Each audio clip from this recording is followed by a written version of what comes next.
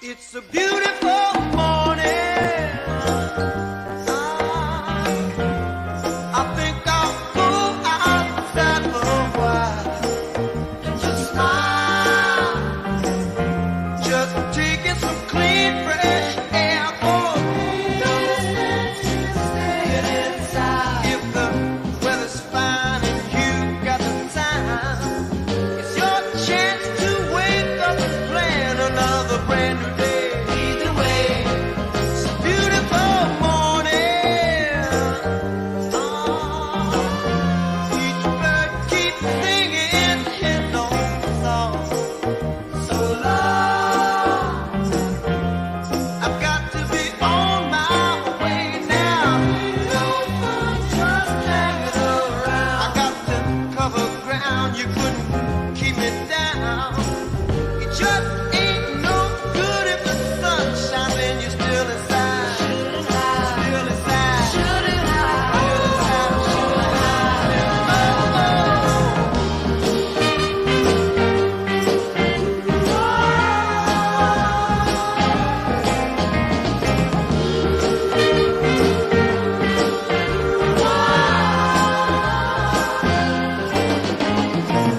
We'll be children with robins and flowers. Sunshine caresses each new waking hour. Seems to me that people keep seeing more and more each day. Gotta say, lead the way. It's okay. Well, they gotta say it's okay. All right. Lead the way.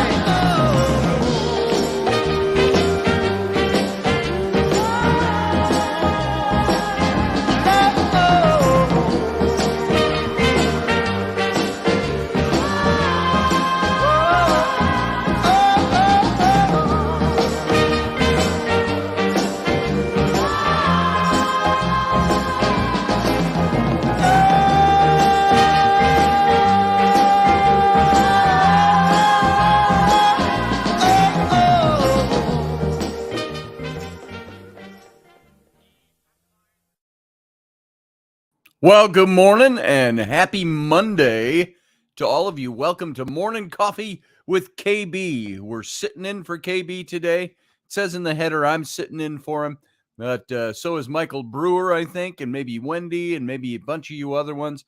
Everybody who calls in and comes in this morning, sitting in for KB.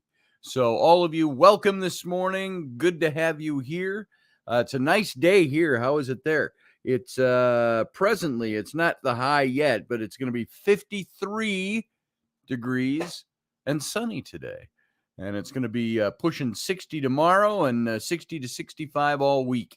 So we keep forgetting because we had that early 2 weeks ago. We had the 80s and the 90s, and then it got cool again.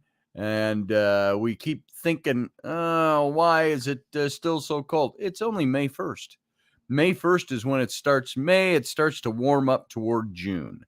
So there you go. It's May Day. Yeah, Philip Blair. Happy May Day, everyone. Are you going to go dance around your maypoles today? It's May, the lusty month of May. That lovely month when everyone throws self-control away. To quote Camelot, the musical from the early 1960s. So I hope you're all having a good morning so far. It's Monday morning. Anita Palmer's guinea pig passed away during the night. I'm sorry to hear that, Anita. I don't know how close one can get. Well, yeah, I do. I was going to say to a rodent, but my daughters were very close with a rat that we had, a silver blue kind of breed of rat. And when they were little, and that rat died. And I know as she was dying in my daughter's arms, she put her little paw up on my daughter's face and then passed. So sorry to hear it, Anita. And Pluto went retrograde, says Steph Cuervo Queen. Is that good or bad? I know retrograde is bad. Is that bad for us overall? I don't know. I don't know astrology. I don't do astrology. I read a horoscope once a year, maybe. And that's about it. But I do flip cards and I do stuff like that. But, for the most part, I don't pay much attention to astronomy, but some people live by it and have formulated whole presences and careers out of it. So let's see. How's everybody this morning? We got Carly Sagan in this morning. I missed the show last night, Wicked Women. Carly Sagan sat in with Wendy, and they did Wicked Women. I know Rainey was supposed to be there, and Val was supposed to be there. Val was not well, and Rainey was still traveling, so she got back. Oh, I got to show this off. See that? Rainey said, I got you a souvenir. And she pinned that on me. We were talking to Michael last night, Rainey and I were. And she pinned that on my sweater, and I didn't even realize she'd done it. So there it is, my little Star Trek. Not a comm badge, but it is a pin. So Rainey got me that as a souvenir from Galena, Illinois. So, but I missed the show because I didn't think it was happening last night. And I didn't see a new announcement, so I totally spaced it. But I watched portions of it in rerun. So the archive, you can go over to Wicked Women over at YouTube and over on Facebook, and you can see yesterday's show. And so, Carly, that was pretty cool seeing you on there. I'm glad you and Wendy did a show. And, of course, Michael came in. He was going to wear a bustier so he could fit in with the Wicked Women, but he didn't. So who else is here? Chief Remeldian is here. Philip Blair is here, and Valerie is here. Good morning, Valerie. Valerie. Carly's here, and Sandra's here, and Kelly Bell is here. Good morning, Kelly Bell. Retrograde will make you crazy if you're like me. I don't know yet. We'll have to see how the retrograde pans out to see if I go any crazier. Steph is here. She says, depends on your sign. It's as good as if you're a Scorpio. I know that. I'm a Sagittarius. Does that count? So let's see. Who else we got? I thought I saw some other names up further. Bonnie Boggs is here this morning. Good morning, Bonnie. Good to see you. We don't talk all that much anymore these days, but it's nice to see you. And, I just learned that somebody I knew passed away. I used to talk an awful lot to him. Maybe many of you didn't know him. His name was Dale Triplett. And we used to talk about UFOs and stuff back when I was doing a lot of stuff with Micah Hanks. And the last few years, we just lost touch. We just didn't talk that much. And we found out that he took his own life the other day. Don't know the circumstances, but it's always sad when someone takes their own life, when they think, I suppose there's different modes of one needing to take one's life or feeling the need to do that. On the positive, if you can call it positive side, maybe it's somebody who says, look, I've been languishing away, or I've got to stop my misery physically or whatever. I can understand why people would do that. Although I've never promoted it. I hope I am never in the place where I'd have to eat those words and say, I'm so physically in pain that I got to do something because nothing's going to happen. But then there are people who take their lives because they're depressed. There are people who take their lives because they feel they've got nothing left to live for.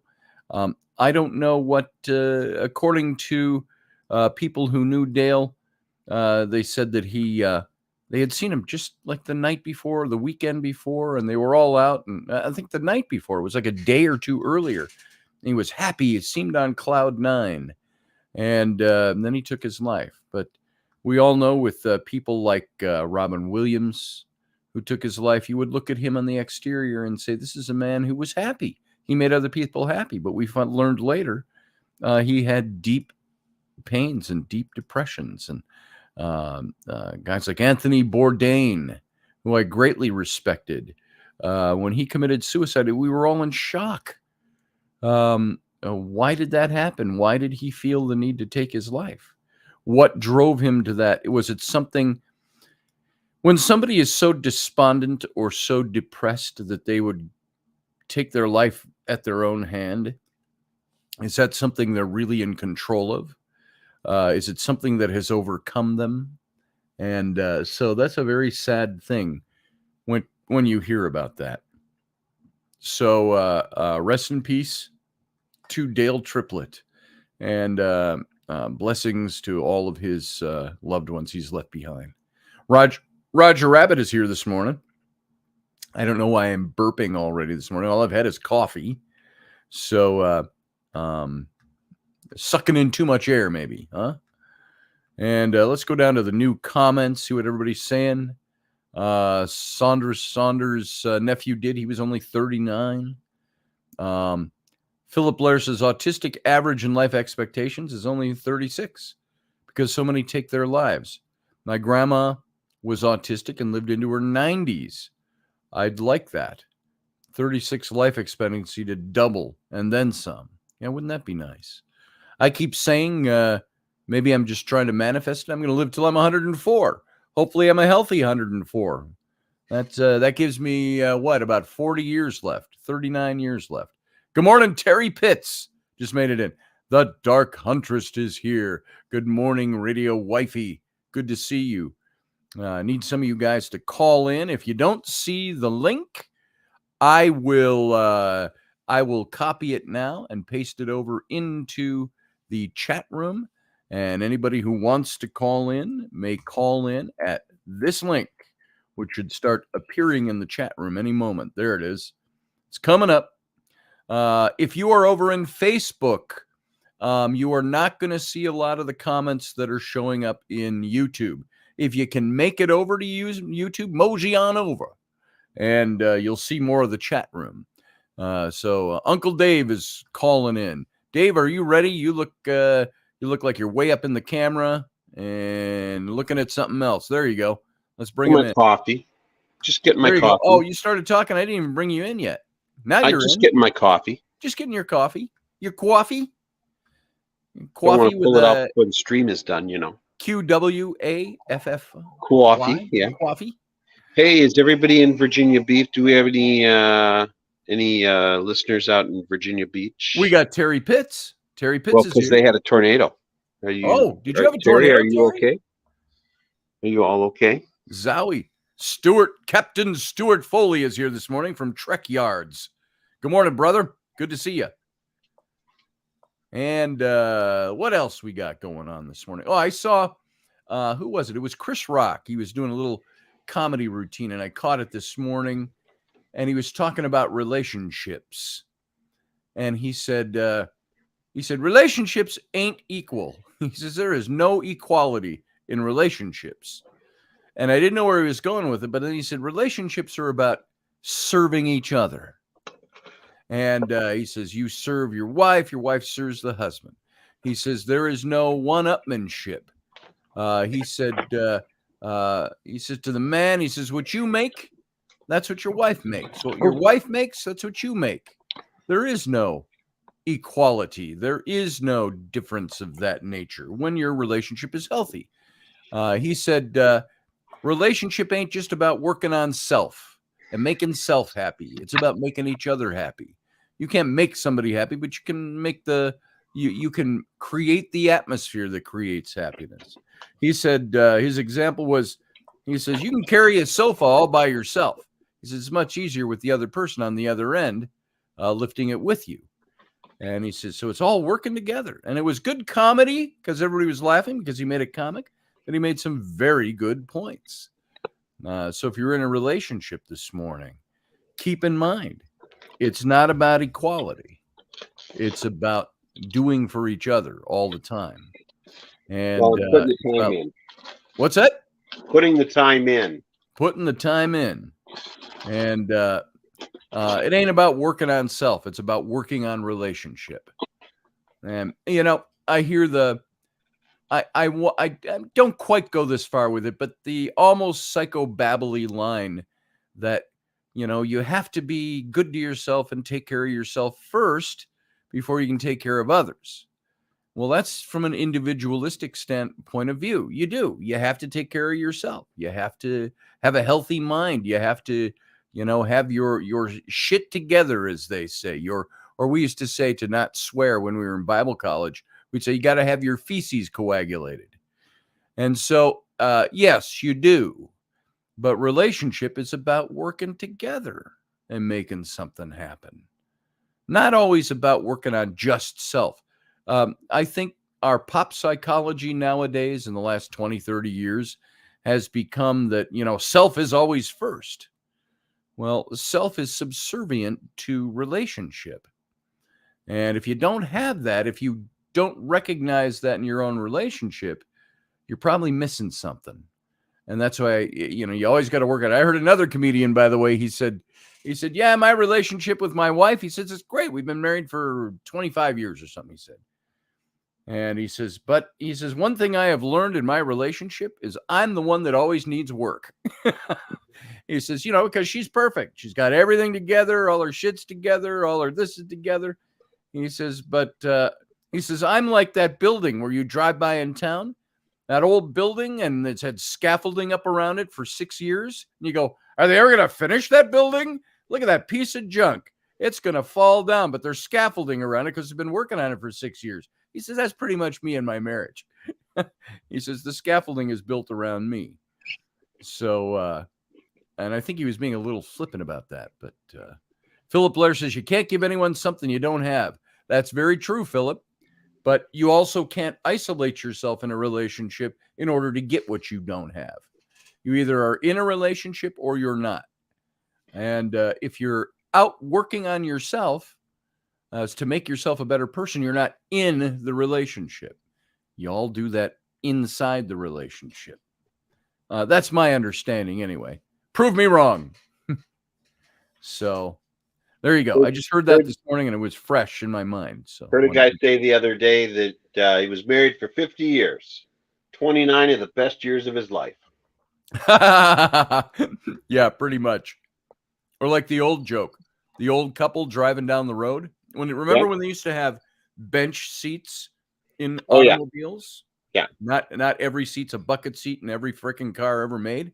Bench seats. And his wife, he's driving and his wife is sitting over leaning on her window. And she says to him, what's happened to us? I remember when I used to sit right next to you and put my arm around you. And you put your arm around me while we were driving. Now I'm way over here by the window. And he said, hey, I haven't moved anywhere. So there you go. So good morning, everybody. Steph Cuervo Queen says hello, Scotty and Dave. And hey, Philip Steph, Blair, how helpful are you? point. Scotty Roberts, thank you. Hey, you're welcome. You're welcome. It's free. What can I say? And your points are helpful too, Philip. Thank you for making them. You're right, because you're absolutely right. Everybody's got to work on self. But self, I think the way I have said it in the past is that we're all individuals in our relationships. We have to nurture the individual, but we are, in a positive way, the codependent individual with our partner. We're mingled. And so while we're working on self, that self is also to enhance the relationship because you put yourself in that relationship. You chose to be in that relationship. One thing Chris Rock said, he says, when relationships aren't working, he says, when there's something that's not working and you're having a rocky road, he says, usually one person that's not working. He says, not usually two. So you got to work together. And we all know that. And why should, Dave, let me ask you. Ask away. And I'm asking also anybody out there, why should being in a relationship with somebody you were attracted to, drawn to, chose to love, you spent a year, 2 years, and then you got married and you said, let's join this partnership. Let's make it a duo. And yet then you spend the next 29 years working on it. Why do you have to work on being in love with someone? If you love someone, or if you are in love with someone, aren't those things supposed to work hand in hand?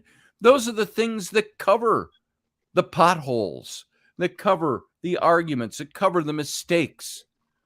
It's like I'm pretty sure the words are for better or worse. For better or worse. Just only on the good days. For richer or poorer, in sickness and in health. Whatever happened to that? It's now we've become so enlightened that that's passé now. Yeah. So when you're in a partnership with somebody, and you're all welcome to call in and disagree with me, take me to task, or try to. When Prove you're me in a wrong. partnership with somebody, that's what you focus on. You focus on the fact that we're together, not that everything's perfect, because we're individuals and we all need to work on ourselves individually, yeah, within a relationship, but because we're individuals, we do dumb shit. Sometimes we do really dumb shit, sometimes we do just superficial dumb shit. And trust me, Uh, Scotty knows how to do some really dumb shit. I do. Dave's got a handle on me there. I try and keep you grounded. It's my job. That's right. Rapid Dog says somebody got to do the cooking. That's right. We both do. That's me. We both do. In Dave's relationship, it'd be Dave, unless he marries another gourmet chef. Oh, I would love to see that kitchen during meal times with 2 gourmet chefs in the house. You know, I didn't have a problem with No, Amy. you I just saute said that this is my butter, not kitchen, oil. and she stayed out. Maya says I do the cooking except for the grilling. Yeah, that's fairly typical of male and female cooking. Hey, the grill master. What did I see? Somebody put up a post. A friend of mine, Dave. You know who this is. I'm not going to name him. A woman, and Can I name him? She said, I woke up this morning. This was yesterday. I woke up this morning. My wonderful husband had baked some fresh bread, and the aroma filled the house. And so I woke up to the smell of fresh bread, and he baked it for me. She says, I'm so glad we live in a time where there are no gender roles, to have to fulfill, and so on and so on and so on, and blah, blah, blah. And I like this person a lot. I've known them for a long time, but Baking is traditionally a man's job. I said, yeah. And I said, you know what? I said, I grew up in the 60s and the 70s with a single mom who was in her 20s, for the early part of my childhood. I grew up with a single mom who taught all 3 of us kids, me, my older brother, my younger sister, how to cook, how to clean, how to sew. I wanted her to sew a Star Trek uniform for me. I did a red shirt because I got my hands on some red velour, which is what the old original series shirts were made out of. And I asked her, could you make this shirt for me? And I had the pattern that I bought from Lincoln Enterprises, which was run by Majel Barrett, Roddenberry's wife, and back in the early 70s. And she said, not run by his son. She said, I don't have time. She says, to sew you a Star Trek shirt, but I got time to show you how to sew. And she set up her sewing machine, showed me how it worked, and I sewed my own shirt. She had to come in and rescue me at a couple of points. Here, let me do that. Or at festival, do you remember Aaron? Sleeves are supposed to go on the left and right, not the front and the back. Yeah. Dave, do you remember Aaron Casper? Yep. She did a lot of costuming. And we were sitting down in the Royal Guard campsite one night, and we got those flashy new embroidered patches of the Tudor rose with the crown that we sewed on the front of our Royal Guard uniforms. And so we all had to do it. And Aaron was sitting there doing something. We were sitting up in our late friend Mark Soderberg's tent. He had the big platform with the big tent and the fire out front. And we're sitting there. And so I'm trying to sew this patch on. And I know that she sewed. And we're chatting away. And so I would sew, and I'd stick the needle, and I go, oh, ow, oh, I'm having such a hard time. Oh, my thread knotted. And she finally looks, and she goes, just give me that. And she sewed it. 5 minutes, she had it done. And so I was able to give her my big puppy dog eyes and bat my eyelashes and show my poked finger. You know what I used to do with stuff like that? Or I'd have costumes I was working on for somebody, like shirts or something.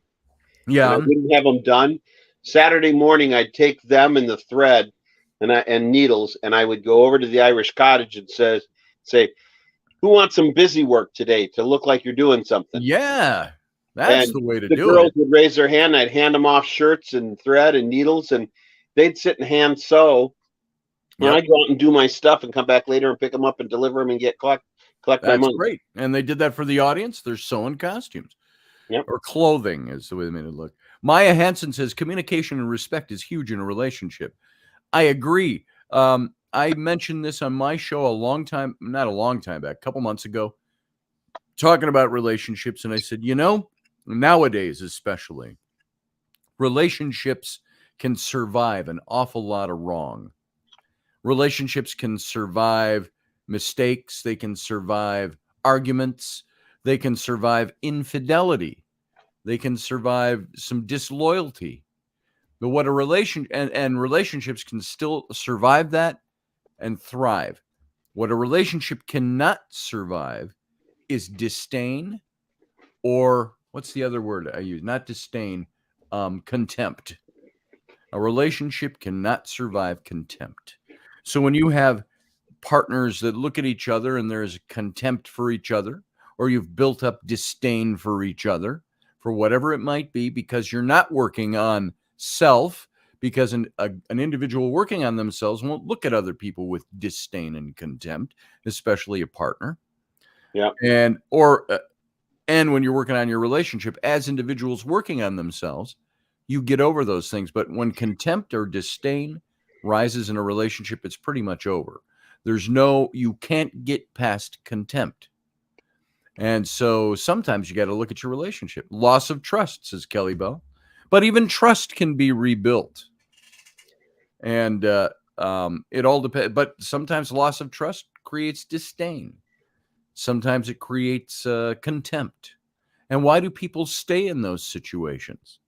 Do they stay there to torture the person who made them lose their trust or made the mistakes? Or do they stay there for the sole reason of torturing them? Or because it's easier to stay there? Because I don't want to go out on my own and do things? Does the other person stay there because they realize they made a mistake and want to make it up? Sometimes they don't stay. Sometimes they bail way too fast. Sometimes they bail way too fast. Maya says you have to be equally yoked. You know what that means? We're all losers. We're all losers. We all make mistakes. We're all fucked in the head. We all have all this stuff going on, but because we're humans. But you know what?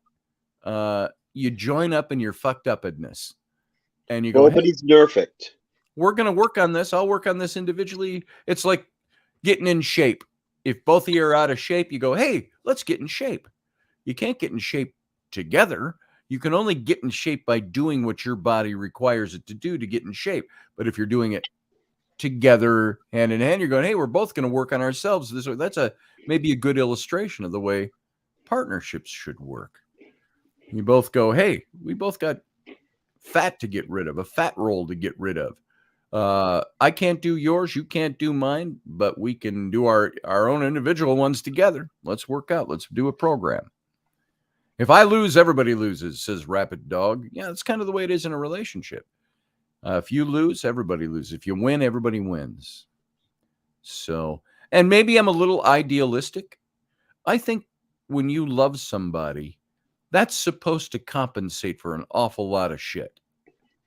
Loving somebody can compensate for lack of trust or when trust is broken.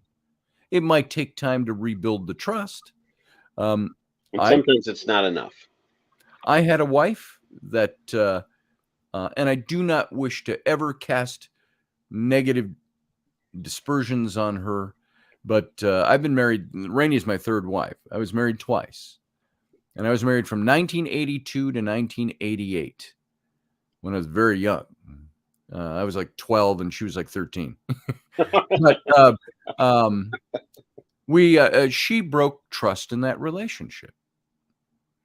And I left her for a while. We separated. And for about 6 weeks. And I came back and we rebuilt that relationship. The trust, if you choose, here's the thing about losing trust with somebody. If you lose trust in your partner, that's a choice. You make a choice. It's like being offended. You can't offend me because I have to choose to be offended by your words and appropriate the offense. If I choose not to, I think it's the same thing with trust. Trust is a thing that when you lose it for the other person, that's a choice. Oh, we lost Dave. He'll be back. That's a choice that you make. You make a choice to say, I will either trust you or I will not trust you. Now, do feelings churn in the back of our heads? Oh, but I can't believe this person. I can't believe she did that or he did that or my trust is broken. You know what? That's still a choice because we all have thoughts. We all have things that we do by thinking about them. And the thing is, do you think about it and use that as a catalyst to say, that's what my mind is telling me, but I know better. That's my gut telling me, but I know better. I can do better than that. I can make a conscious choice to do differently. And this is not to degrade any decisions anybody's made. We've all made our decisions in life. We all do things. We all learn by our decisions, even our bad decisions. But what do we do when that trust is broken? You choose to trust anyway. You choose to love anyway. I know that I don't know, Romans 5:20. I can't quote that off the top of my head, Ed Weeb, but I do know from a biblical standpoint, there was God was talking about his relationship with humans. And he said, he was talking about, you can have this great relationship and there's a great relationship. He says, but even if you choose no longer to believe in me, he says, you are still my own. Because he sees you that way through the redemptive act of Christ, is what the New Testament teaches.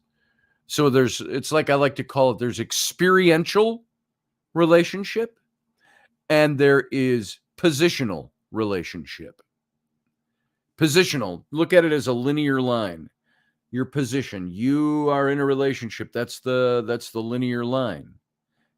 The experience of your relationship is a roller coaster. Sometimes it's way up here, sometimes it's way down here. And it comes and goes. And if I have always said, loving somebody is an act of the will sometimes. And I don't mean you're forcing yourself. I mean, it's an act of conscious will, of consciousness. You love that person. You trust that person. It's an act of my will. When you, that's an act of will. Love by itself can be that experiential love. As soon as she wakes up one morning, she doesn't have a rose in her teeth, or you wake up and you farted and you have bad breath and she goes, ew, what did I marry? Or what am I with? And, all of those things are experiential things. He had an affair, or, she disregards me, or whatever it might be, whatever your problem is, plug it in. That's all the roller coaster of experiential love and relationship. That's the roller coaster. Sometimes it's a high point, sometimes it's a low point, sometimes it's an even keel. The position is the linear line that the roller coaster rides along. So it's interesting. Everyone makes mistakes, but not all mistakes can be forgiven. Maya, I would only disagree with you on this. All mistakes can be forgiven. Not all mistakes can be actively things that we forget. Forgive and forget is ridiculous. Nobody can forgive and forget. The memory's always there. I like to look at it this way. If I'm using a biblical model, what did the Bible call Christians to do? Be emulators of Christ. Emulate Christ likeness. And maybe you're not all Christian or don't all live by this, but I'm using it as an example. Live a life that is Christ-like, we were told, as Christians.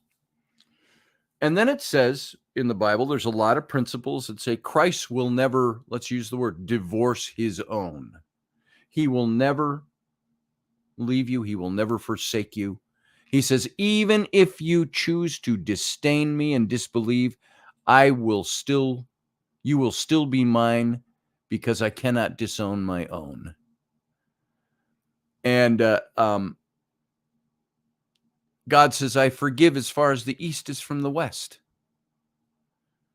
And so then you look at New Testament biblical stuff that says Talks about husbands and wives. Wives, do this, do this, do this, do this. Men, do this, do this. What's the first command that God gives, or the Apostle Paul gave men in a marriage? Husbands, love your wives. Give yourselves for them as your own body. And so using that as a model and an illustration, I know there are all kinds of different religious and spiritual and philosophical modes that we can take out. But the idea is when God supposedly in the New Testament said, men, love your wives as you love your own bodies. He didn't command the women to love the men. That comes naturally, more or less. He commanded the men to love the women because he knows men compartmentalize and men are flighty and flightier than women. So all of that to say, the only way I would take a little different view, Maya, is to say, I don't think there is a sin that is unforgivable. There is a sin that is so appropriated by the other person that they cannot forget it, and they can never overcome that. But overcoming those things, even if it's a thing that's always in your mind, overcoming is a thing that is a choice. Are there unforgivable sins? Probably, what was the only unforgivable sin in biblical terms? Disbelieving. Rejecting was the unforgivable sin. So perhaps in a relationship, rejection is the unforgivable sin. You reject the partner. Why are you there? And so, but forgiveness is something we choose. I heard something it wasn't from Reuben Fasthorse. But Reuben, if you're out there listening, you ought to call in one of these days. There was a Native American linguist. He comes on Instagram, and he does a word every day, and very pleasant sounding man. And nobody knows what he's really like. Maybe he yells at his kids and kicks his dog. We don't know. But he seems like to be a very peaceful man. And he would come and give words. And he gave a word, and he says, this means, he says, you know how in English we say to forgive and to forget? He says, we don't have a word for that. I don't know what language he was speaking. I don't think it was Lakota. It was another language, a Native American language, like Comanche or Cree or whatever the variation is. He says, our word for forgive and forget, he says, it more translates you forgive and you act as though you don't remember it, is what their forgive and forget means. You take on the action and the persona of acting as if it never happened, and acting as if, not that it's obliterated because it's always part of your mind, but you act as if it's not there. And that's what the forgetfulness was in forgiving. Forgive and forget. You act as if this will not take control of me. And I try to look at that. I remember when, there's my darling. Let's bring her in. Hey, radio wifey. hello, radio hubby. How are you? Good. How are you this morning? I'm doing good. It's a bank holiday over here, so everybody's taking it easy. Oh, have fun with that. I know we've got quite a few this month because we got Beltane, which is today, and then we have the coronation, and then I think there's another one at the end of the month. I'm not sure. I have to check that out, but it's pretty good. How are you? I'm good. I was just going to give an example here. When I was married it was my second wife. I didn't have any kids with my first wife, Suzanne, and we're friends now. Yeah. It took many years for that to happen. I didn't hear from her for 19 years after 1988. It was in 2007. She called me out of the blue. I've told that story before. And she said, I just went through AA 7 years ago. And she said, it's taken me 7 years to get up the nerve to call you. Yeah. And make amends. And she said, I just want to tell you that I'm so sorry for what I put you through, for what I did. She had affairs and stuff like that. And for divorcing you. And she said, and I said, look, I forgave you a long time ago. I said, it's just nice to hear your voice. I said, are you happy? My response was, are you happy now? And she says, I am. I said, then I'm happy. I'm happy for you. And we became good friends again. Annette, my second wife, who I had my older 3 kids with, there was a point where she was divorcing me when my twins were 3. Sam wasn't even born yet. And she threw out all kinds of false charges, all of this stuff. I don't even need to get into any of that. I've told that story before. But when she came around, I remember the concept of this raises my emotions, not so much her anymore, but the concept behind this. We had at the church we were attending at that time, it was a new evangelical free church. And I was pretty involved with stuff there. And the pastor there, he liked to use word pictures, and he used a lot of drama. They put on dramas. We had a drama department that would put on dramas in the church service. And it was Easter. It was Good Friday, and we had the typical Good Friday service. And they had a big cross, a 12-foot cross out of wood that they built for this, and they laid it up the steps of the altar, laying on the steps. And as you entered the sanctuary for that service, on either side of the door, they had a little table, and there was a basket that was full of old architectural nails, heaping full of those. And then there was a basket with pencils and little slips of paper. And it said, everybody take one of each.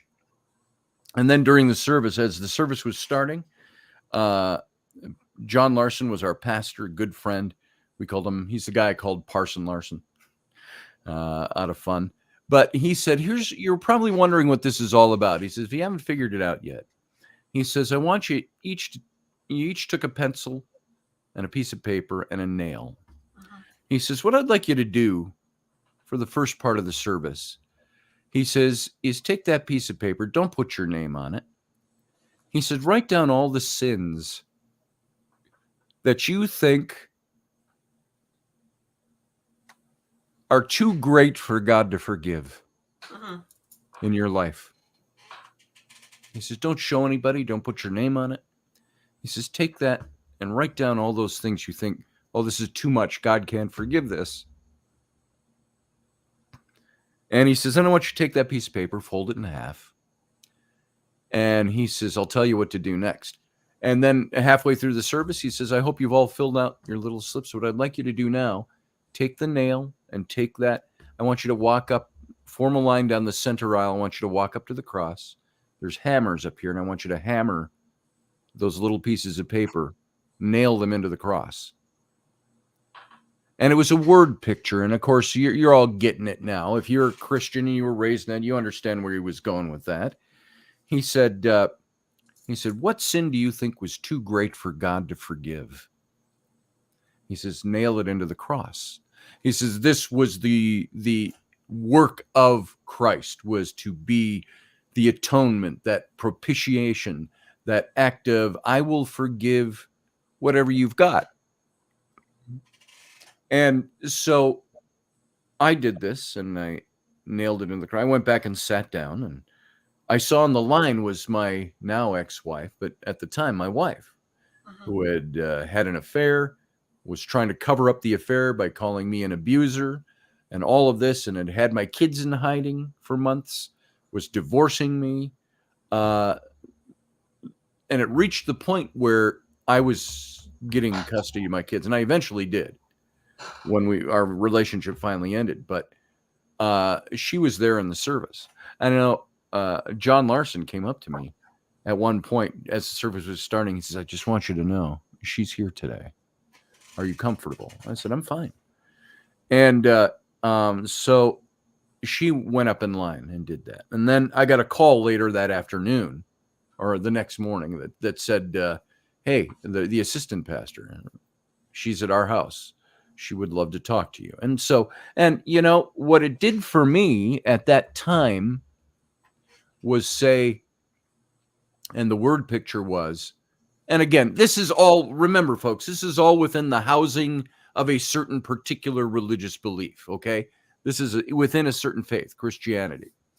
But what that did for me is if there's nothing too great for God to forgive, and I'm supposed to emulate Christ and God in my Christian life, what can be committed against me that is too great to forgive?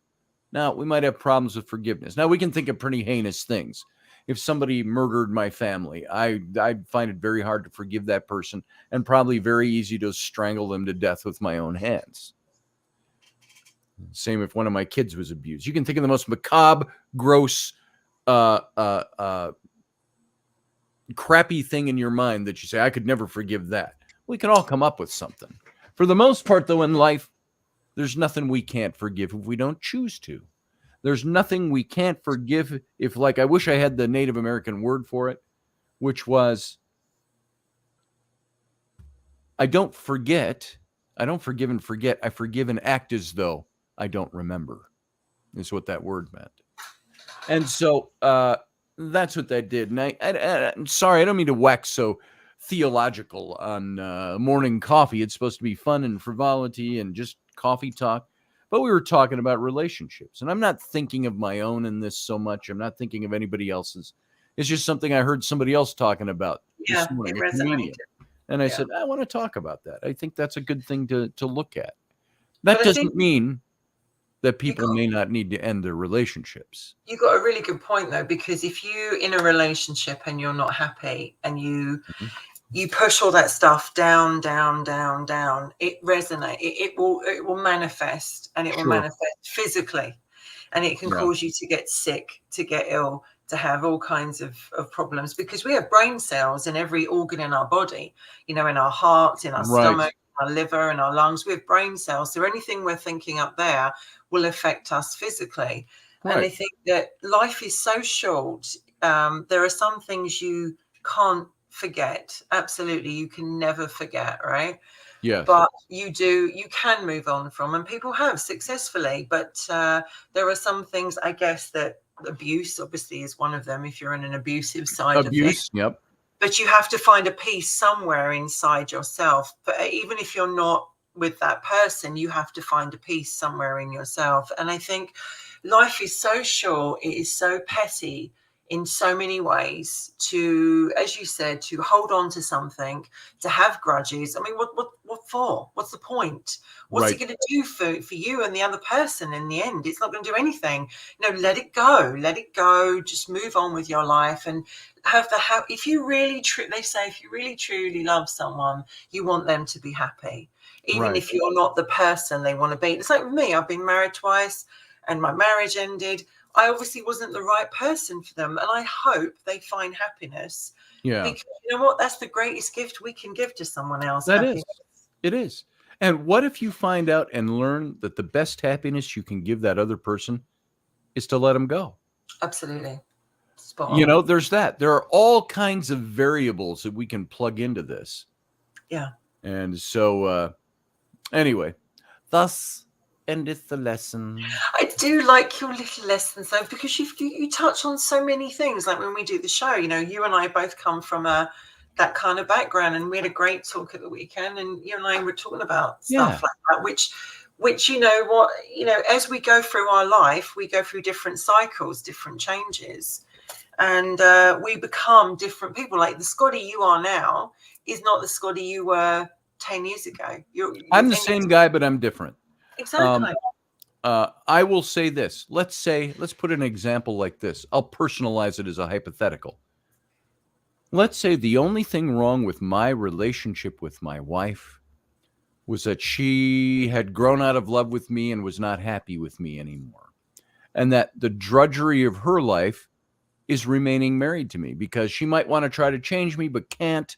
You can flip the tables around on that. You can make it a husband to a wife too. Mm-hmm. If the happiness cannot be found there, is it incumbent upon the person feeling that in the relationship to go, as much as it hurts me, maybe I need to let you go, because maybe you need to find your happiness somewhere else. Mm-hmm. What would you do, you, Wendy, or anybody else, if your partner came to you and said that to you? I'm going to let you go because you're not happy in this relationship. That might be killing the other person to say that. And that's a very altruistic thing to say to somebody else. if you know that you're going to hurt yourself? Isn't that a sacrifice?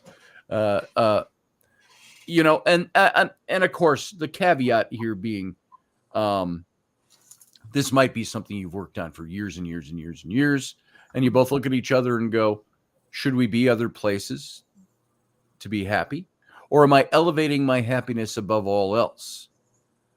Or your happiness above all, you know, and so there's all kinds of variables. You got to work through all these things. I'm just throwing that out there as a bald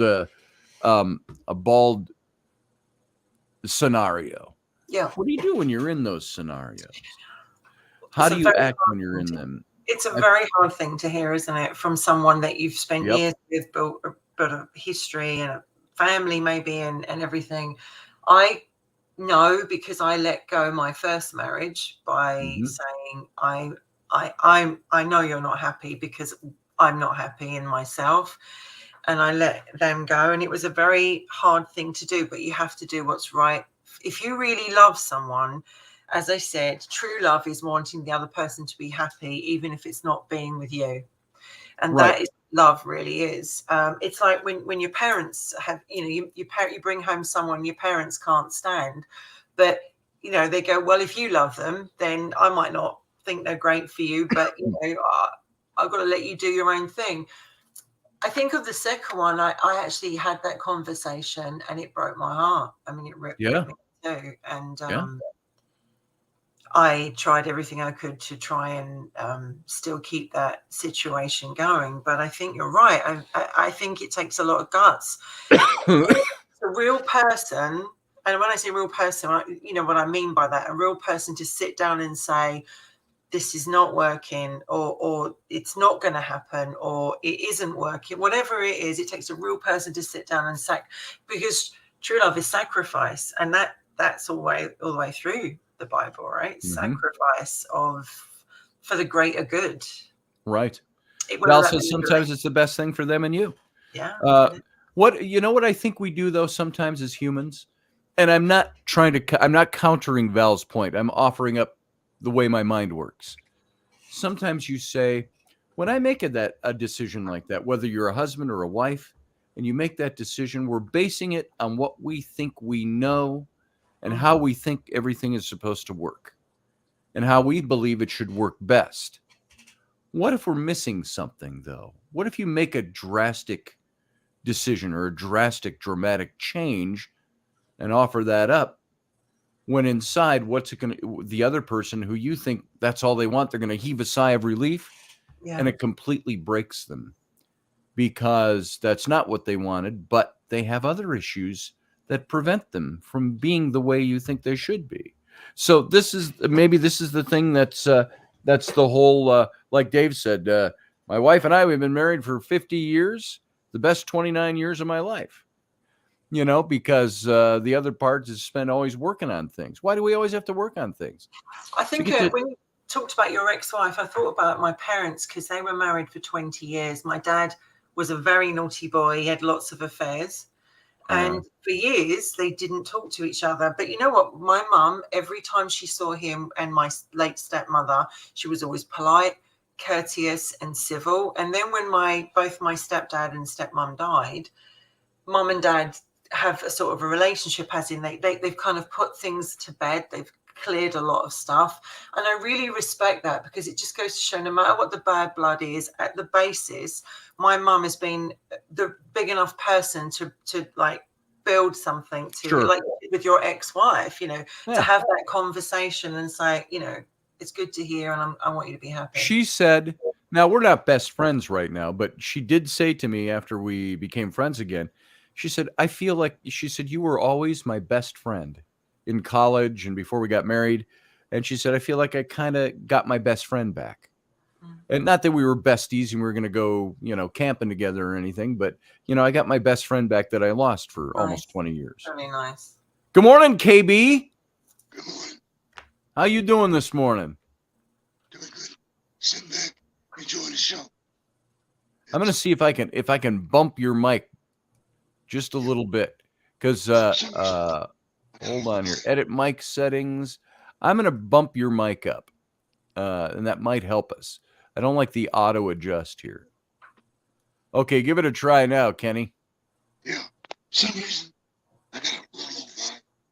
I don't understand. That's okay. Great show. Like I said, front part of pictures, talk about anything. That's me. That's right. Talk about anything you want to talk about. Politics and the paranormal. Oh, that 3-letter word. Yeah.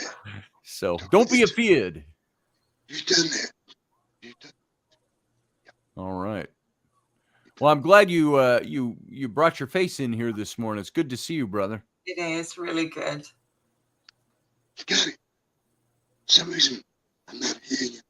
Oh, I'm not sure why. I don't know why.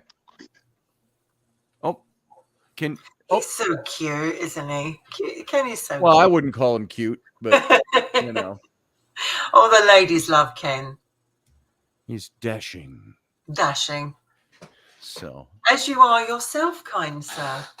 Oh, why, thank you. Well, you see, I quite agree when Val said a couple of weeks ago when she said, I think Scotty has, he was very cute when he was younger, but I actually think you're more, and I agree with that. I think you're better looking now. And I think we do, if we take care of ourselves, but it's also a mental way of, I think it's our energy, our mental train of thought. If you got it going on up there, you do, it shows outside and you look amazing. You always have. Well, my problem is here. Well, we've all got a bit of that, love. We've all got a bit of that.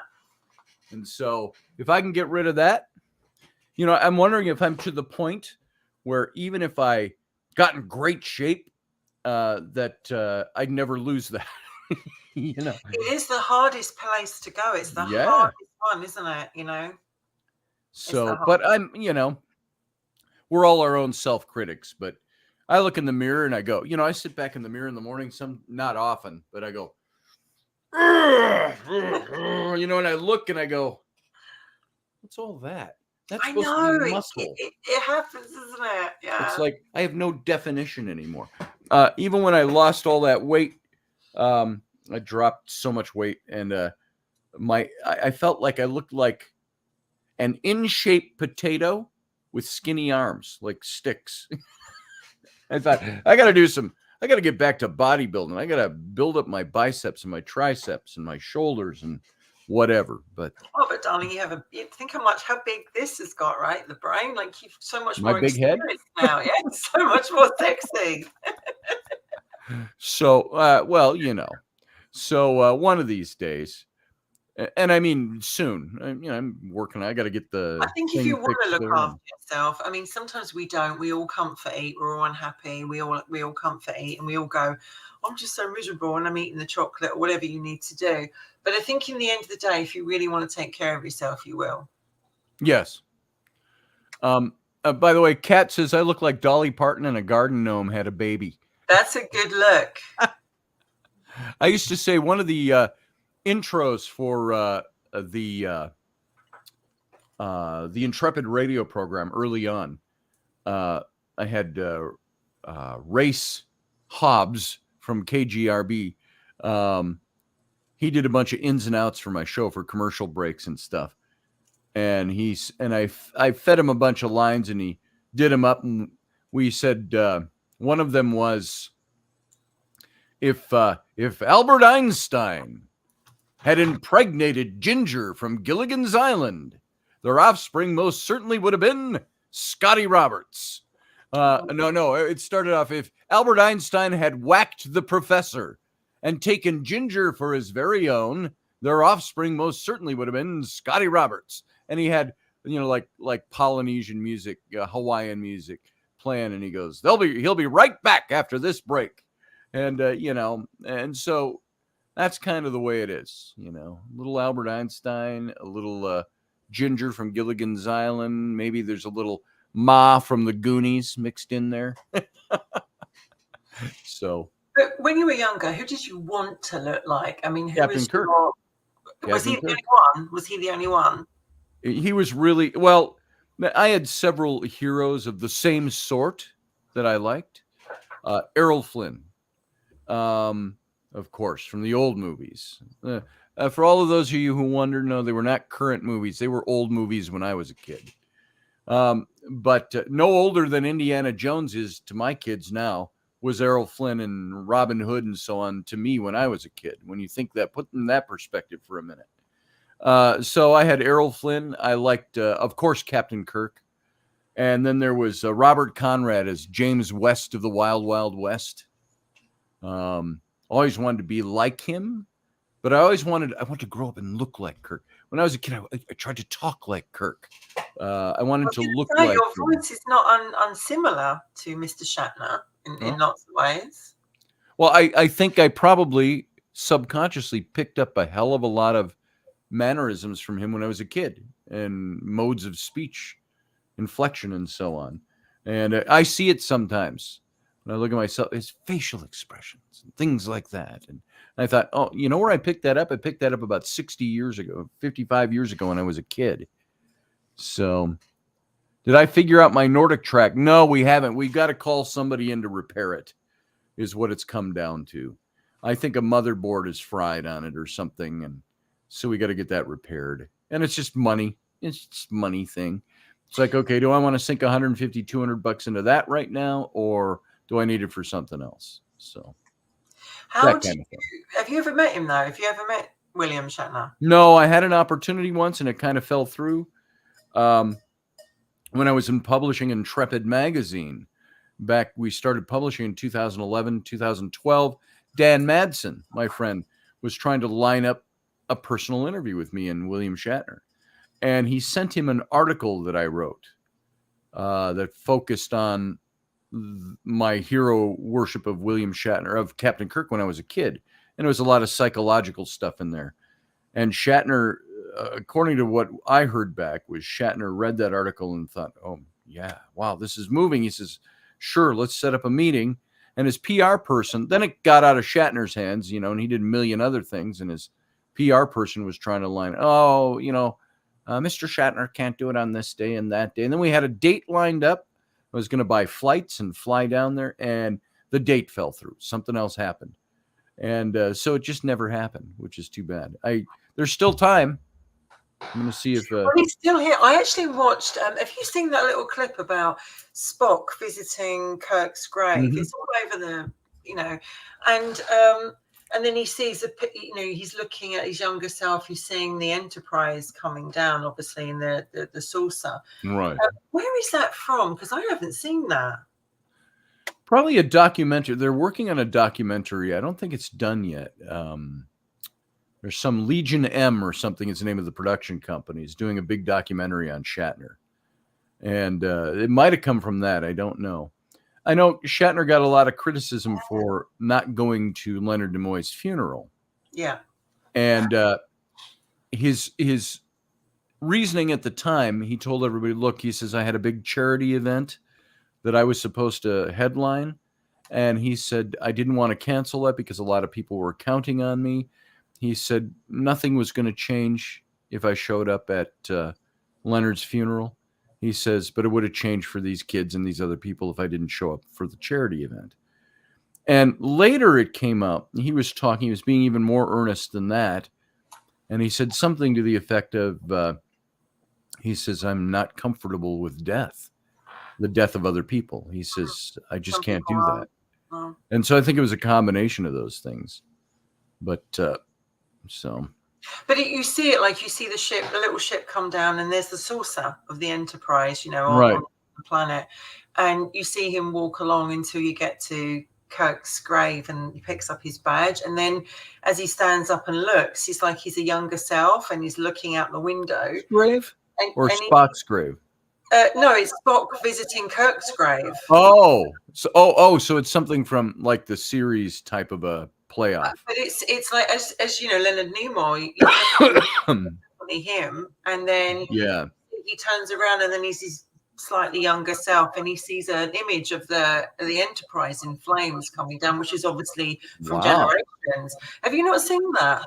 I have not seen that. I will send you the link. I'll send you the link. Yeah, please do. I was just typing in a search for that, visits Kirk's grave.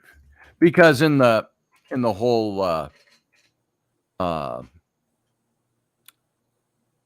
what do you call it? The whole mythology of the series. That's something that Spock died long after Kirk. So Well, see Spock visiting James T. Kirk's rocky grave after Star Trek. I'm surprised you haven't seen that. I don't know if that's it. There's one on YouTube, The Grave of Captain Kirk. It's on. I think I saved it actually. I think I've got it on here. If Spock had visited, I have. Kirk's Let me send grave. it to you. I'll send it to you now, so you've got it, right? All right. Let me go. There we go. I was going to put it on my page actually because it was so cool, and I thought you're bound to have seen it. You're bound to have seen it. I don't think I have. But they're saying that they should yet. make a movie out of it, but obviously a lot of CGI, I would imagine. But right, you know, right. But it proves that it should be with you just about now. Oh, it's sending a video. Okay, yeah. So it takes a minute. It was on TikTok, and as I said, it's all over that, and it's so cool to watch it. And I wonder who put that together. Scotty's gonna love it. You can probably play it on air, actually. Yeah, I could play it on here. This I don't monetize this, so there it is. Let's see. I'm gonna take a look. This needs to be made. Star Trek Resurrection. Is that it? That's it. And it shows a stream. Let's see. I will. I'm gonna see. Can I download that and show it? Let me see. Let me see if I can do that. I think it'd be interesting if I could. I was asking if you can put the join link up, honey. Who? Val saying Scotty put up. Oh, sure. Hang on a second here. Hang on, Val. This has just got to forward. I could play it and share my screen, but nobody's going to hear it very well. So you're going to like download it and put it on. It's really I'd have good. to download it. Yeah. Let's see. Let me get Val up here. Or get a link over to Val. Boom. Here is the link, Val.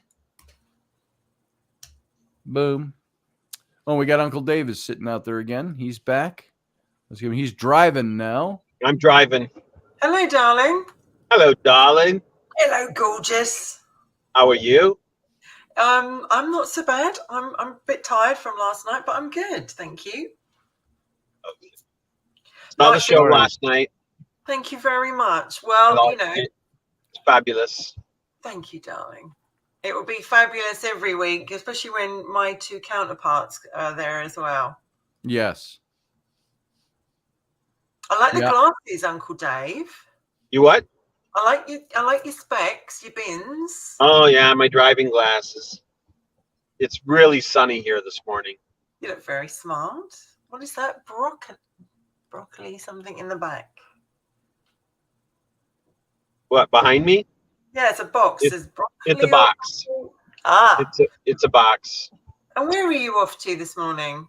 I am off to pick up my dad at the Korean War veterans picnic or breakfast thing they do.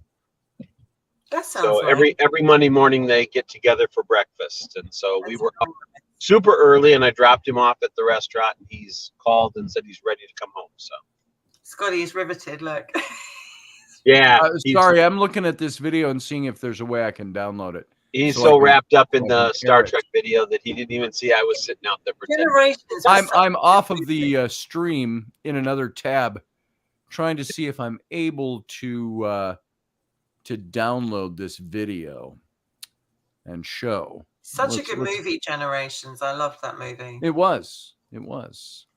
But then I'm a Picard fan, so I loved seeing Picard take the helm. And I did see the interview where William Shatner said, you know, I said to them, is there a way that we can bring Kirk back? You know, I'm sure we can, or at least go back sure. In Star Trek, sure. And they said, well, actually, we're going to go with the next generation because we think we can make more money out of that. So that's why they didn't so far. But he wrote a series of books in which he was brought back. Yes. And they're now looking at those as well. Yeah. And just as a little nugget of hope, in Picard season 3, when they were on the Daystrom Institute space station, one of the headings there was Kirk's body. I know. They went and got him. Ah.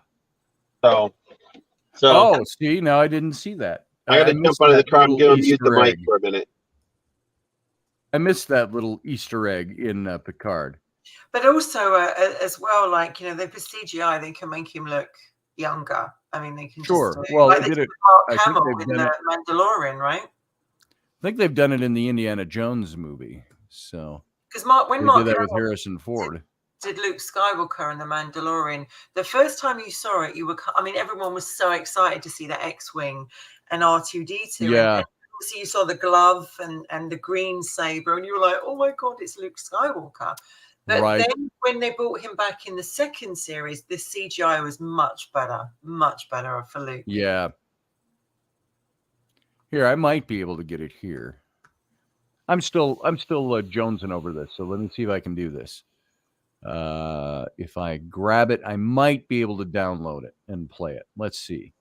With my grab video and download it link. Nope, it's not going to let me grab that link. Really? Yep. That's annoying. So that's odd. I can if I can play it, but download it. Here, I'm going to download it. Keep this window open to continue. Download it. Okay, view. There it is. Yeah, but how do I grab it? Where did it go? What did it download? It just reopens it into YouTube. That's odd. Anyways, one of the things that they were talking about in the video that I saw, where they were talking about that at the Daystrom, is that they will probably use one of the younger actors who's currently playing him if they decide to revive that storyline. Well, the guy that's playing him now in the Captain Pike series, Strange New Worlds, they've got a new actor playing Kirk. Yeah, young Kirk. But what about the guy who was playing him, Chris something, in the movies? Chris Pine. Is he not coming Chris Pine's pushing 50 now, so he couldn't play the younger Kirk. But Chris Pine will play him in the next feature. They're all contracted for that. That's been dragging on for years. Together. Did they actually finalize anything with that? What is the next one? Well, they've been through 4 different directors and a whole bunch of different scripts. But as I understand it, they have a script that's in the works, and Chris Pine and all the leads have agreed to come back. They had to wait because the guy that plays Bones was doing some other show. He was doing The Boys, I think. The Boys, that's it. And that schedule was going to conflict with their shooting schedule. But apparently that's all taken care of now. And and I love how Hollywood does that. That's been taken care of.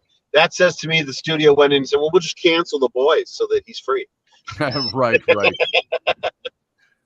We'll just cancel it. I liked him as Bones. He's the. I really did too. I actually think all of them did a great job of reprising those characters without doing imitations of the other actors. They brought the essence of the other actors into their portrayal. And of course, Zach Quinto was handpicked by Leonard Nimoy to play Spock. And apparently Shatner really likes what Chris Pines has done. Yeah, he likes Chris Pine's role. And Chris Pine could still do it again, obviously. Yeah. I liked Scottish comedian playing Scotty. Why am I blanking on his name? Shaun of the Dead. Yeah. All those movies he did. You mean the blonde guy? He's a writer-director. Redhead, yeah. He did a great job with Mr. Scott. And so, I'm looking forward to seeing them do another one of those features. That first one with Chris Pine and Zach Quinto and all them, the J.J. Abrams movie, that came out in 2009. Yeah. That's been 14 years ago. That first one came out. So Simon Pegg. There it is. Thank you, Randall Flagg. Right on the tip of my tongue, and I couldn't deliver it. I can see that other link somewhere for you because I did see it on here. If I can find a place to download it, YouTube won't let me download it with my downloading program. Can you see it on YouTube? Okay. Can you see it? On Well, YouTube? see, now you sent it to me in Messenger, but I can't pull it out of Messenger. So, Well, let's just send it out to everybody in Messenger. People can look at it let's on their do own that. time. I think it would be funner to show it here. Let me just send this to. What about if this link? This is actually from YouTube, so. See, now that's the same link I have.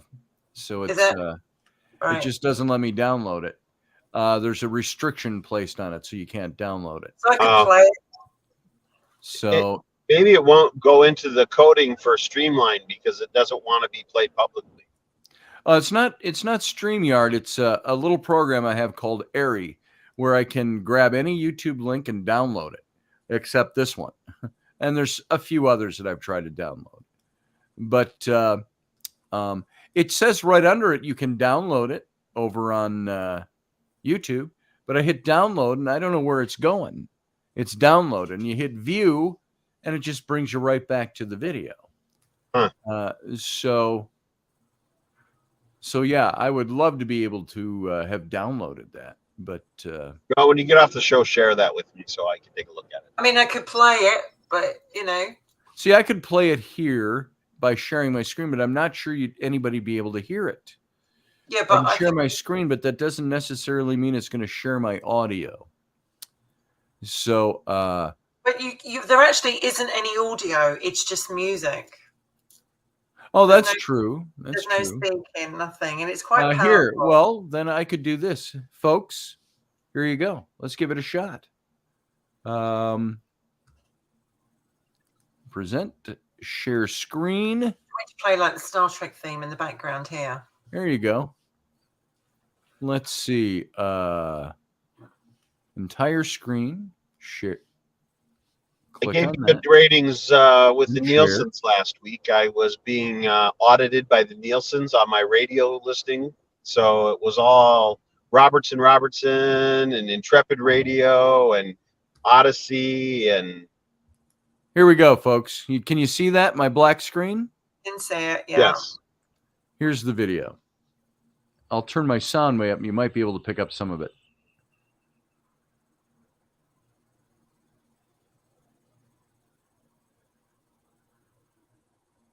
Can you hear anything? No, but you don't. There's only music playing. And right now, it's not even music. Sound of the shuttlecraft. There's the Enterprise. The Enterprise E, was it that they crashed? D. Now you're hearing Star Trek music.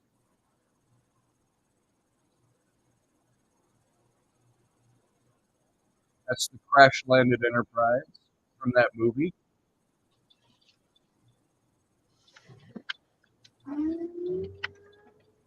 That's it, folks. You didn't see that movie. That apparatus there is where Kirk died.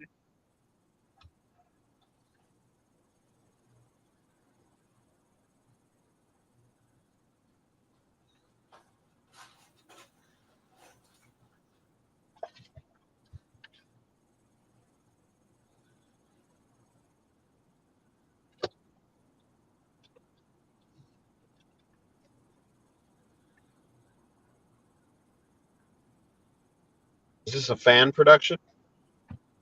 Don't know. Oh. I'm assuming so.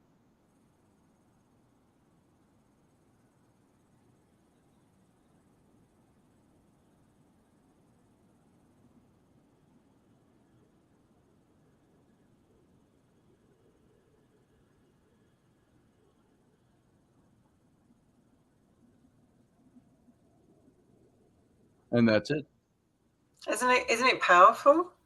Yeah, it is. I just want to see you. When was that made? I was looking to see if it would bring it up. Oh, yeah, we're not playing that right now.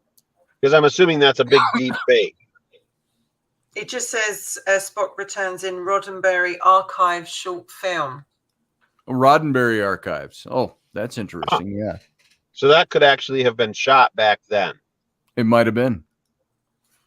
And just unused footage that someone's cut together. Yeah.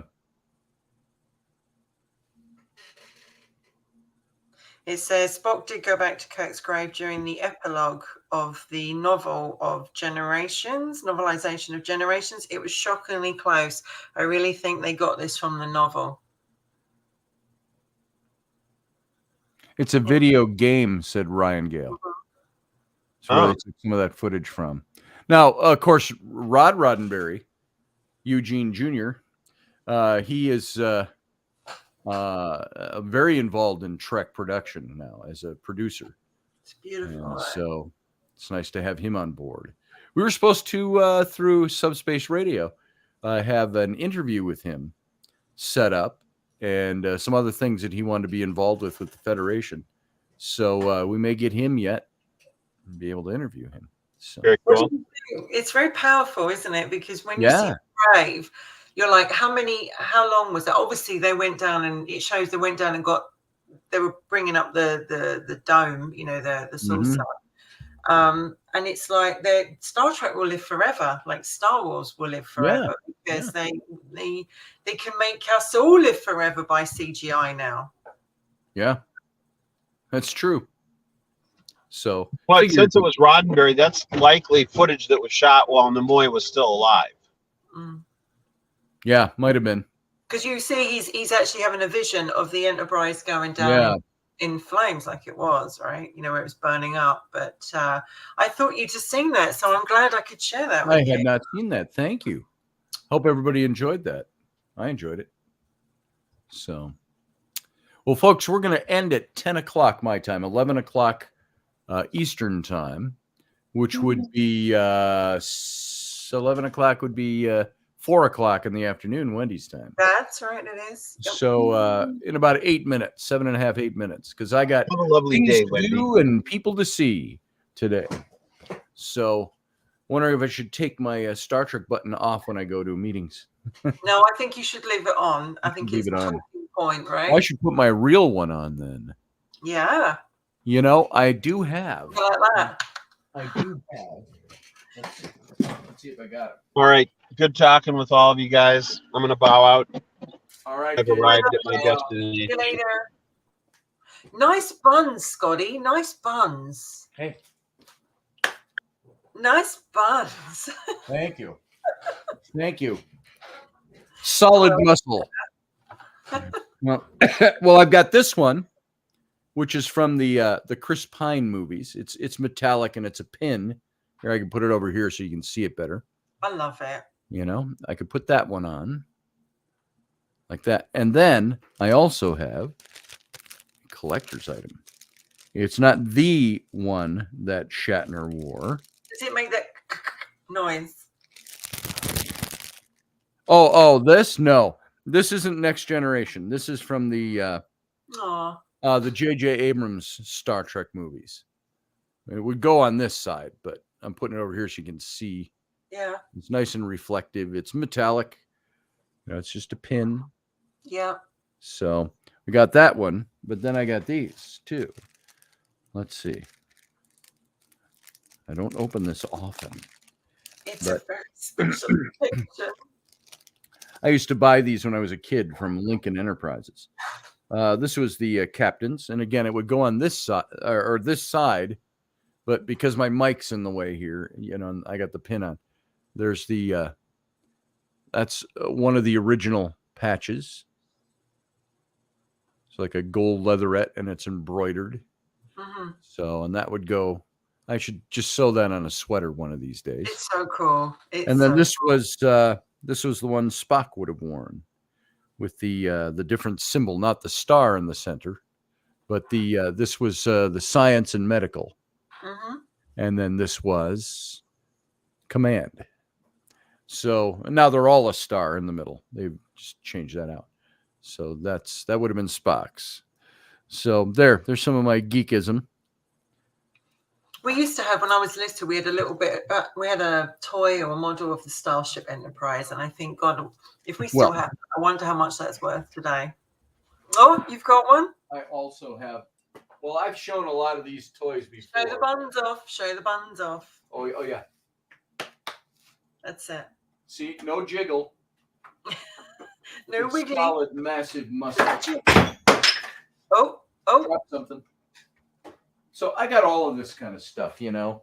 This one, and some of them is batteries that they don't have batteries in them, I don't think. But you know, like this one. That's great.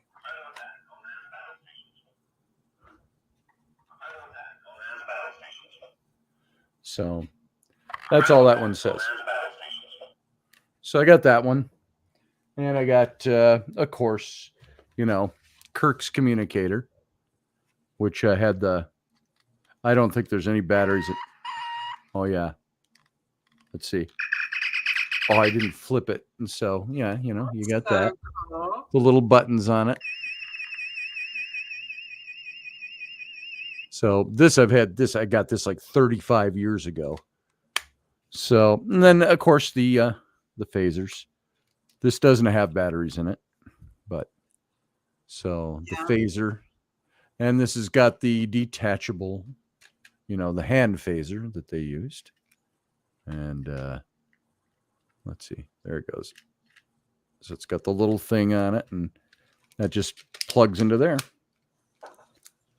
And there you go. So I got all kinds of stuff like that. And I got all the action figures and stuff years and years and years ago.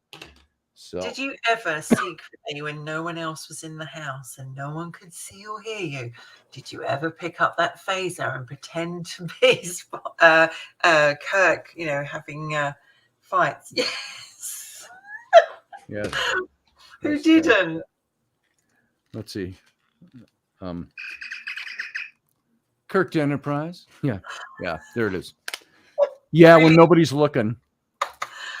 Brilliant. So there you go. Yeah. That's some of my geek toys. And I used to have a whole cabinet that was dedicated to all that stuff. Yeah. And when we moved once, I packed it all in boxes. So I got all the little ships, you know, little metallic ships. What was the one that you met out of Star Trek that wasn't friendly? Which one was it? You met That's Marina Sirtis. She played Counselor Troy on The Next Generation.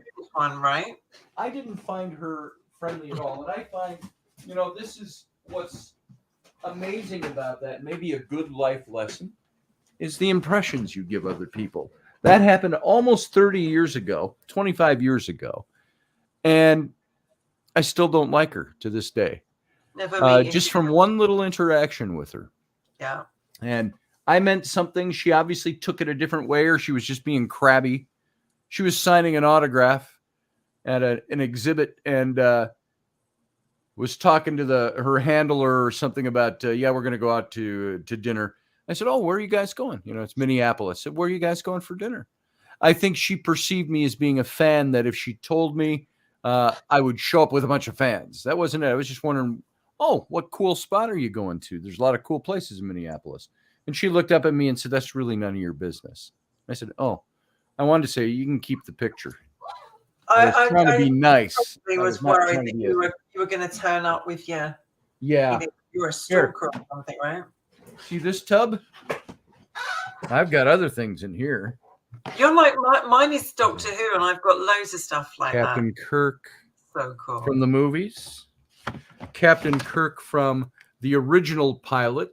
The original Kirk pilot. He doesn't have the black collar. So there he is. We got Spock is sitting up there. He's the one, the Spock from this series. He's the one sitting on my shelf up there. See him, yeah. Let's see, what else do we have in here? We've got, there's the bigger one. Do you have any Next Generation stuff though? I got a few. Let's see. So cool. Let's see, what else do I have? I do have Picard, Jean-Luc Picard. Jean-Luc Picard, yes. I have from the Next Generation. I have the Romulan Bird of Prey. I don't think this has any batteries in it. Nope. That's Romulan cool. Bird of Prey that lights up. I have here's the one from Next Generation. This is the one from the original series. the Romulan bird of prey. Yeah. So that has no sound either because the batteries are worn out. Really cool. What else have I got? Wait, I got more. There's more. And there's more. But wait, there's even more. And these are all they were all thrown in a tub. Who have we got here? This is Chekhov from the original series. We have, from Voyager, Chakotay. Chakotay. Mm-hmm. So then we have Mr. Scott. And we have, this is the Kirk with the black collar. So yeah. And then we have Geordi LaForge from Next Generation. We have probably more a collector's item than all of them. You don't see it much. O'Brien from Next Generation. Oh. Engineer. Yeah. And of course we have, now I didn't do this. This got worn. I think kids played with it. And this is not on purpose, but I got 7 and 9. And she's got her boobs ripped out the shirt. I pulled it out of the box one day and I thought, is it just being worn? We know. Yes. This is my 7 of 9, well worn. Yeah. What else we got in here? I have one of these. He lost an arm. I think Sam was playing with this once. But Picard in a different series of them. That was very well done. It's where they did all the 3D imaging to capture those. And then I've got the Klingon Warbird from Next Generation in there. And I also have, I gotta fix this one because it had to fit in here the right way. Let's see which one goes on which here. What is your favorite piece, though, out of everything you've got? What's your favorite? My favorite of all of these? Yeah. I don't have a favorite. I like them all. This is my collection. I did not take super good care of this. It's just all shoved in a tub here right now. I have two huge tubs in my attic with Doctor Who memorabilia, and they're all in boxes and in cellophane. There you go. I couldn't bear to open them. There's the Enterprise D. Yay. So that's Picard. Now that one has no batteries. And I think the rest are just stands for the characters to stand on. Yeah. And there's other things somewhere else, but that's all my Star Trek stuff. I used to have these all on mounts in my office, and sitting up the bigger Enterprise here. Have you ever gone to a convention and worn the outfit? I have. That was the one shirt I was talking about earlier in the show when my mom taught me how to sew. Yeah. I was making, I had red velour. And so I made a shirt like Scotty's. Yeah. And so I wore that. The convention I went to, there was a very early one. That was back in 1975. And I think it was Gene Roddenberry was doing Inside Star Trek was the convention. That was before they started doing the regular conventions. So that was way back. And I built a replica of a tricorder and all that, which of course now, like I say, when they started making these toys when I was in my late 20s. I said, we'd have killed for these when I was a kid. So I think for Halloween, Robertson, we're going to have to dress up as our favorite movie characters. Yes. Yeah, I like the old original series women's uniforms, the mini skirts, those were always fun. So there you go. There's that. See, I love the new generation, and I was a Star Wars girl more than I was. I love. We got Michael Brewer here. Hey, Michael. Good morning, yo. Yeah, my appointment took a little longer than what I thought it. I was trying to listen here quietly while y'all was doing that this morning. I'm thinking, boy, that subject was really deep. I'm going to have to go back and rewatch to see what brought that up.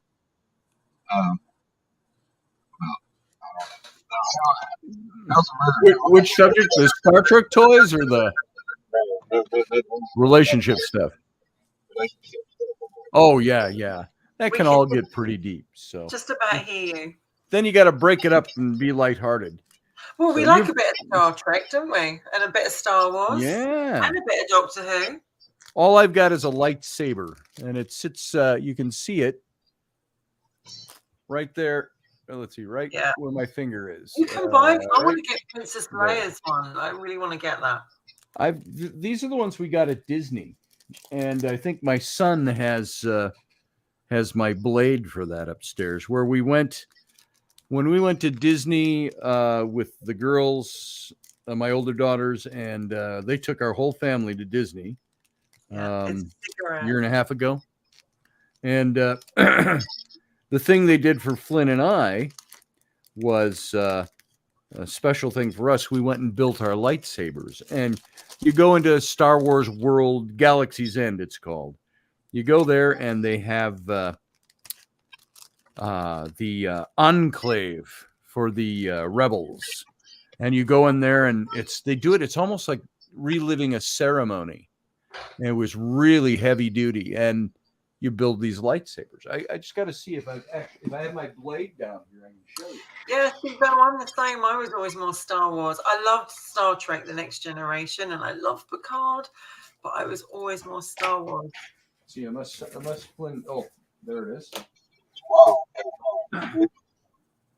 Unless my my battery's out on this, because I haven't touched it in years. These are the lightsabers we built. And you got to choose a style of lightsaber. And they're a little heavier duty. Hey, we got Captain Foley from Trek Yards, too. So I got this lightsaber was the one I chose and built it piece by piece. And then you can, let's see if my battery's on. Because it'll, there you go. Let's see. It's not lighting up. I think this is my son's blade. Something went wrong with his blade, so he's got mine. Mine was blue, his was green. And then you turn it off. So there you go. There's the lightsaber. Stuart, you must have your ears must have been tickling, or your nose, when I was showing off my Star Trek toys. Yeah, I saw a lot of them. They're all right. A good collection. I used to have them all I dare say I might have a better collection on the top of the bookshelf, all along the wall. And so I, oh, no, that is mine, because it was blue for a second there. Careful there, Scotty. Something's not working right on that. So, oh. You can't see it on there, but, oh, we got some, hold on, guys. I'm going to turn off the light. It's a good way to bring the show to an end, but hold on. Let's see. I don't know if that's any better, but I got too much light on. Let's see, too much light on. Let's try it this way. Here. Turn it all off. See if we can adjust the light. These aren't the droids you're looking for. Yeah, this is a little, it's either the battery or something, or my son has worn it out, but you can't really see it glowing. It's glowing blue. Yes, you can. When you wiggle it about, you can see it. When I whip it out, you can see it. Oops. Then I'll knock everything over. I can't do anything. I don't have the space for it. So there you go. That's all. That's all. All right.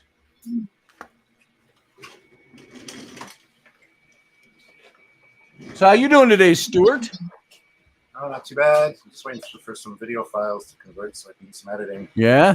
But yeah, I dipped out of the live for a while and came back and showing Star Trek stuff. So.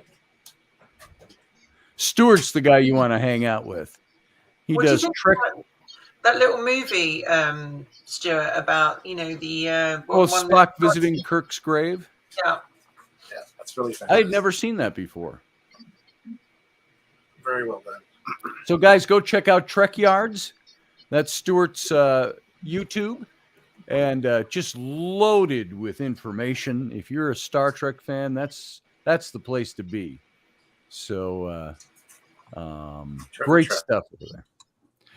So what do you know about the new movie with, are they doing another movie with Chris Pine and Zach Quinto? And I thought I had heard something. Dave said that he thought they're very at this point. What's that? Very unlikely at this point. Unlikely? Why is that? Can you hear me okay? It's in and out, but now I hear you. I have no idea. They keep bringing it up every couple months. Like there's another movie coming, but none of the actors know anything about it. Oh. It's just kind of like The actors are like, mill, oh, right? that's news to me. There. Yeah. I always say I'll believe it when I'm in the theater with my popcorn. Right, You know? right. So I'm just saying, my wife got me this over the weekend. She was out of town, and she got me this pin. We were talking to Michael last night, Rainey and I. And I looked, and Michael says, "Hey, I like your pin." And I go, "What pin?" What? She pinned it on me while we were talking, and I didn't even notice. So there you go. Well, guys, Stuart, you got in at the tail end because I really got to get out of here now. It's 10 minutes after. It's 11 minutes after 10. And by the way, the light's all weird because I turned off the overheads, but the little spots I have up there. So everybody, we're going to wrap it here for today. Morning Coffee with KB. And Wonder Woman was Valerie's hero, she says. And who remembers the SNL Star Trek cancellation? Yeah, I remember that one. And so anyway, there you go. Oh, you have some cool things, man, but I dare say that I have more. Yeah, you've got a whole lot more in your collection. And you've got it mounted, which is nice. I don't have mine mounted up anywhere anymore. I will chat with you later or tomorrow morning about tomorrow All right, night. darling. Wendy, my radio wifey, good to see you. You have a fun afternoon over there in England now? Well, it's already afternoon. I shall see you tomorrow, Hubster. All right. Bye.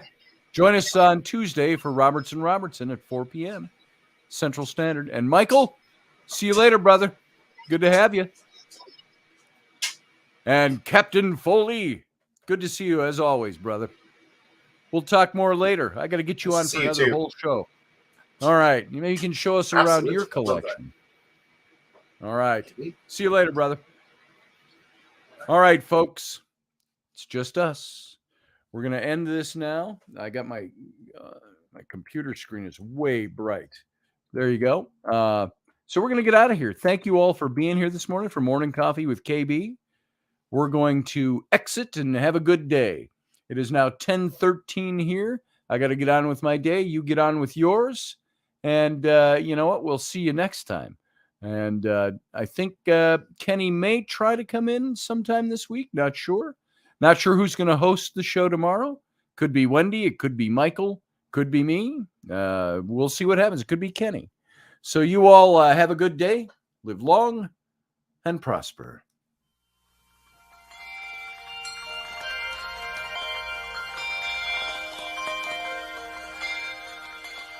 It's a beautiful